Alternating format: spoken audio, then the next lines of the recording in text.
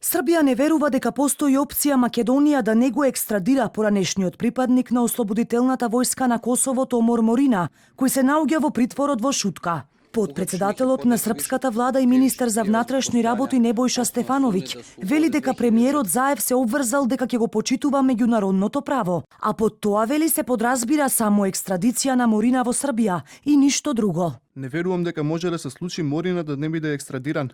Тоа ќе значи непочитување на меѓународното право. Ме загрижува и како некои представници на приштинските власти однапред тврдат дека тоа нема да се случи.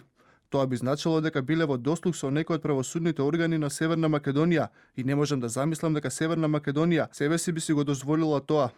За Косово пак не постои шанса Морина да биде екстрадиран во Србија, која го сомничи за воени злосторства. Јетлир Зиберај, советникот на шефот на косовската дипломатија, на својот Facebook профил напиша дека косовските власти имаат соработка со институционални и со дипломатски канали со Македонија и дека се прават напори што поскоро тој да се врати кај своето семејство.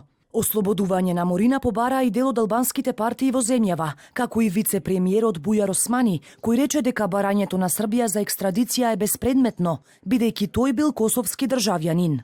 Неговото државјанство го потенцираше и премиерот Зоран Заев, но вели остава случајот да го решат институциите, до кои веќе стаса и официјалните барања за екстрадиција од Србија. А дали додека трае постапката Морина ќе остане во притвор или ќе се брани од слобода како што бара неговиот адвокат, треба да одлучи кривичниот суд, кој се уште чека мислење од обвинителството.